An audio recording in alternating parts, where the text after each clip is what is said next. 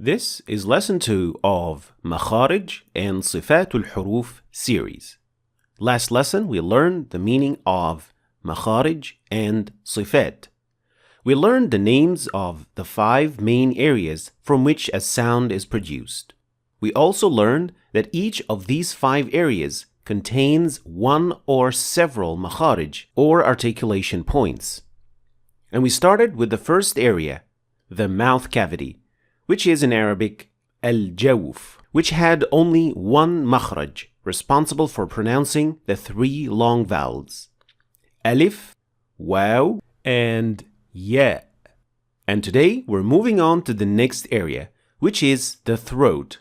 In Arabic, the throat is called al-halq. So let's get started. The area of the throat, or al-halq, contains 3 points of articulation.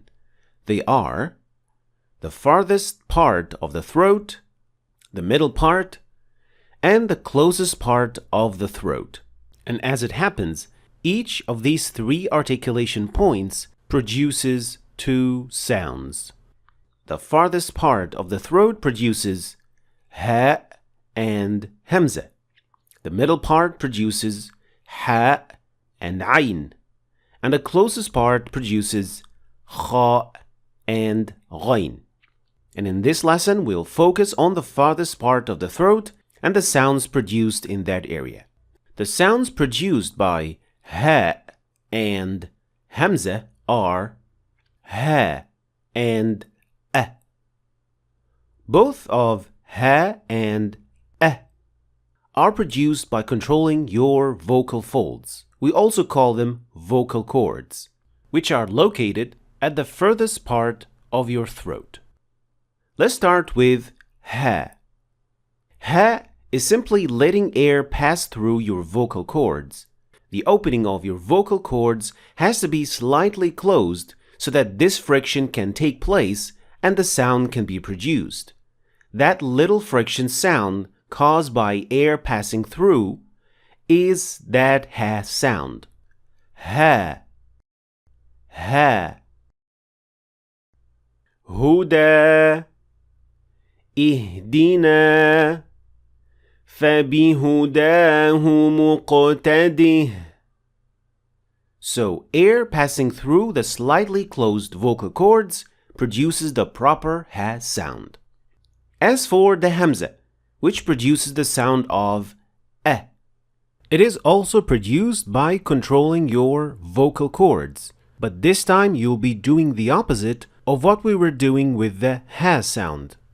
It is essentially stopping air from passing, and we do that by closing the vocal cords. Ya'ti, ara, shay.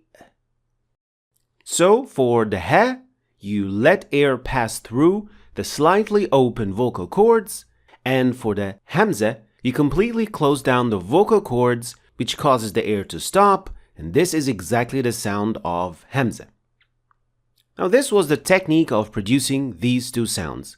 And while they are easy enough to produce, when using them in context while reciting the Quran, there are many common mistakes that you as a learner should learn to avoid. Let's start with the common mistakes that may happen when producing the ha sound.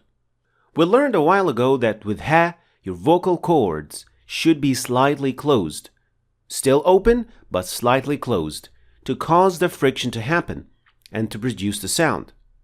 The first and most common mistake with ha is when opening your vocal cords too widely. As a result, you will find yourself having to push more air out to force the friction to happen through the wider open, and this in turn forces you to empty your lung of air so that you can produce the sound. And eventually the sound of ha will still be very weak. This especially happens when ha is used in the middle of the word when it has sukun on it. So for example, in Surah Al-Fatiha, the word ihdina, in case of opening the vocal cords too widely, it can sound like this. Ihdina. So not applying the proper technique when pronouncing the letter ha will force you to exaggerate how you produce the sound, and the sound will still sound quite weak. Another mistake is when ha comes at the end of a word that you are stopping at, especially after a mad letter. The common mistake would then be not pronouncing the ha clearly enough because of not pushing enough air out to make the sound audible enough. كلما أضاء لهم مشوا فيه. Now this sounds more like fi without the ha. This is definitely a mistake that should be avoided. And you do that by making sure that you're pushing enough air out so that the ha will be audible at the end of the word, especially when it has sukun at the end of the word, like in this situation. And it should sound like this. كلما أضاء لهم مشوا فيه. Now moving on to the common mistakes of the hamza.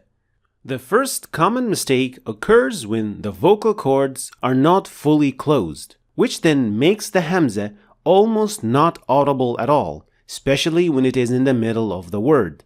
Like when we say, يا أيها الذين آمنوا.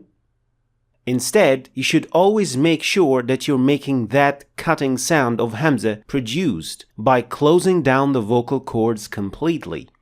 And say, يا أيها الذين آمنوا. The second mistake is letting a small gush of air escape through the vocal cords, and this causes the hamza to have some sort of a qalqala, or a slight ha sound following the hamza directly. Like so.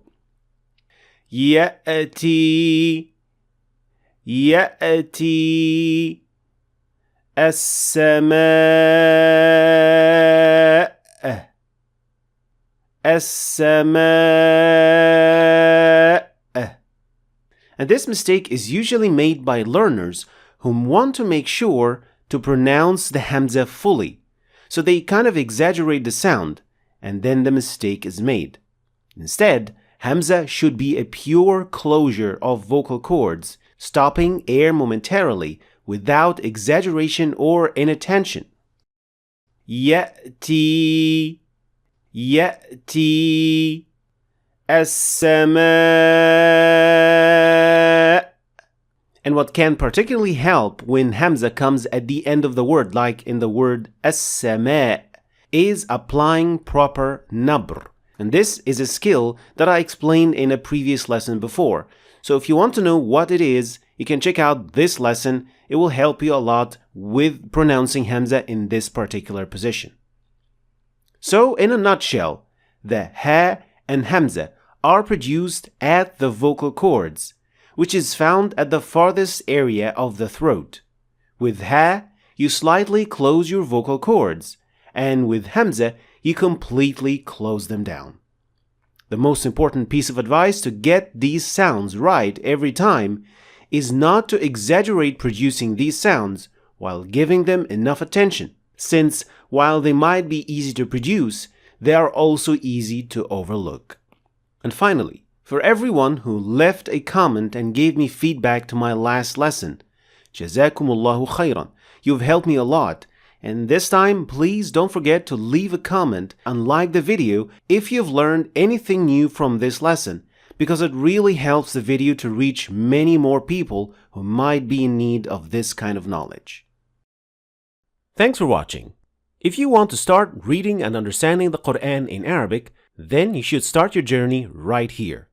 And don't forget to check out my latest book, which goes perfectly with this free course. I'll leave the links for all of them in the description, so check them out.